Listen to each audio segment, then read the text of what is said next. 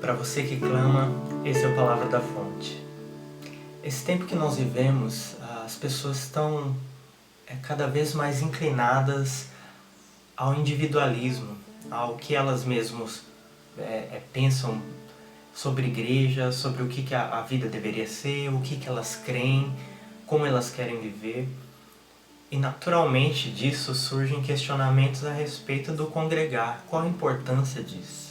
Qual a importância, o verdadeiro valor de estar junto com outras pessoas? Eu gostaria de ler junto com vocês um texto da Bíblia, lá em João, Evangelho de João, capítulo 21, que mostra um exemplo bem prático de como é bom, de como é importante que nós estejamos cercados por pessoas que conhecem a Jesus. O texto diz assim: Depois disso, Jesus apareceu novamente aos seus discípulos, às margens do rio Tiberíades. Foi assim. Estavam juntos Simão Pedro, Tomé, chamado Dídimo, Natanael de Caná da Galileia, os filhos de Zebedeu e 2 outros discípulos. Vou pescar, disse-lhe Simão Pedro. E eles disseram, nós vamos com você. Eles foram e entraram no barco, mas naquela noite nada pegaram. Então vamos só parar por aqui. Acredito que muitos de vocês conhecem esse texto. Jesus acabava de ter morrido e ressuscitado. E se vocês lembram bem lá dos evangelhos, do começo do evangelho, a primeira vez que Jesus se encontra com Pedro era uma situação muito semelhante com esse texto aqui. Pedro estava pescando, tinha passado a noite no barco e não tinha pegado nada. E Jesus aparece na praia, como ele vai aparecer aqui nesse texto. E nesse texto Jesus pinta um quadro para Pedro para mostrar para ele que Deus não rejeita ele, que Deus ainda tem um chamado para a vida dele. Você vai lembrar que um pouquinho antes de Jesus morrer, Pedro tinha negado Jesus. E aqui nesse texto, Jesus pergunta para Pedro 3 vezes, se Pedro o amava. Então existe todo um tratar de Jesus com Pedro nesse texto. E para mim, na minha opinião, Pedro parece aqui nesse texto tendo um conflito de identidade. Ele viveu tudo aquilo com Jesus, viveu todo aquele momento com Jesus os milagres, de ser usado para operar milagres, de ver Jesus operando milagres, e de repente Jesus morre. E a gente não se sabe o que vai acontecer a partir de agora, para onde que Pedro vai, o que ele vai fazer. E Pedro simplesmente fala eu vou pescar. E Pedro olha para trás, lá para o começo da vida dele, lá para a época onde ele era só mais um pescador, antes de conhecer Jesus. E Pedro decide voltar lá atrás.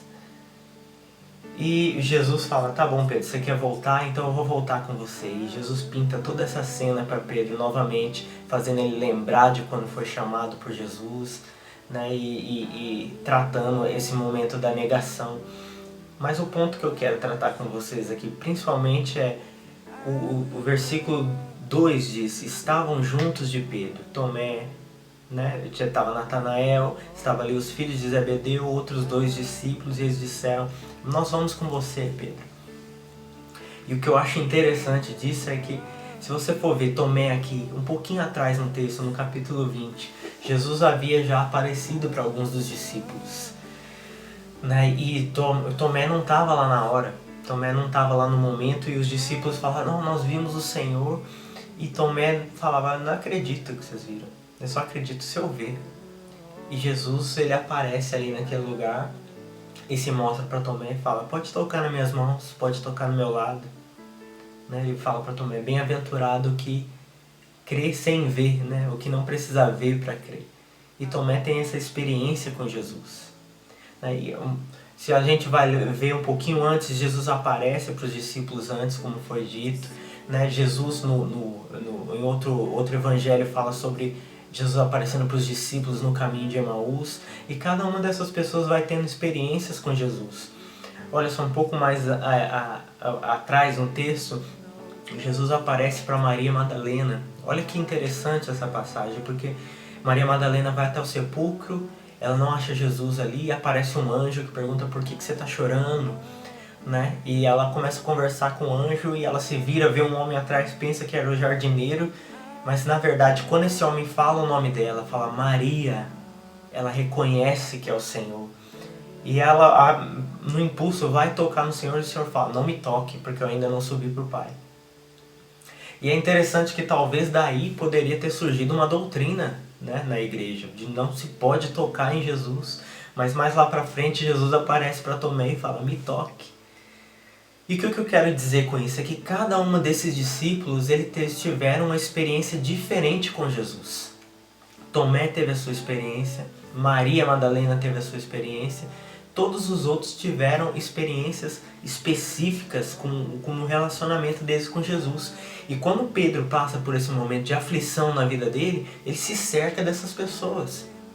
Se cerca de pessoas que têm relacionamento com Jesus e que conhecem Jesus de uma maneira que talvez ele mesmo não conhecia. E essa é a importância que eu quero ressaltar aqui com esse texto.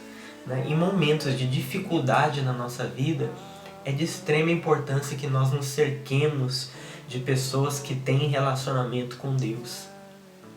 Porque talvez quando você passar por um momento de luto, você tem um irmão do seu lado que passou já por um momento de luto e que ele vai saber as palavras certas, vai saber como te confortar e como te ajudar a se erguer novamente e seguir adiante e superar isso. Se você passar por um momento de dificuldade financeira, talvez tenha um irmão que passou ali por uma prova e Jesus ensinou lições tremendas para ele sobre isso. E essa pessoa pode te ajudar. Então isso é importante, isso que é a dinâmica da igreja, né? De nós nos ajudarmos, né? Essa ajuda mútua, de um fazer o outro crescer. E aqui eu ressalto um outro ponto, porque a igreja só é efetiva dessa maneira se todos nós estamos tendo relacionamento com Jesus. O que adiantaria para Pedro se cercar agora de pessoas que são da igreja dele, mas que não tem nenhum relacionamento com Jesus, que não viveu nada com Jesus, que não conhece nada a respeito de Jesus? Provavelmente essas pessoas só iam ajudar ele a se deprimir cada vez mais. E está aí a nossa responsabilidade de sermos uma igreja inspiradora uns aos outros, através do nosso conhecimento, nosso relacionamento com Deus. Então eu quero deixar para vocês essas duas meditações. Primeira coisa, se você está passando por um momento de dificuldade na sua vida, um momento de tristeza, onde a sua fé se abala, se cerque de pessoas que conheçam a Deus. Se cerque de pessoas que já tiveram experiências profundas com Jesus. E aprenda dessas pessoas, mesmo que seja só para elas saírem para ir pescar com vocês. Não importa, não precisa ser um discipulado, mas só esteja por perto. Só a presença dessas pessoas já nos motiva e já nos provoca alguma coisa dentro de nós que nos ajuda a seguir adiante. E a segunda coisa é, vamos ser uma igreja inspiradora, vamos conhecer a Deus, né? Seja você também uma pessoa que tem uma palavra de Deus para compartilhar. Não só de ir para a Bíblia e ficar cavando palavras que pareçam inteligentes, mas pare na sua casa, ore, tire tempos de oração e deixa Jesus vir e te tocar.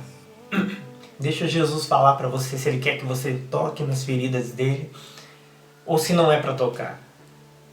Aprenda algo diferente com Jesus para que você possa compartilhar, para que isso possa fluir da sua vida para as outras pessoas. Amém. Até a próxima Palavra da Fonte.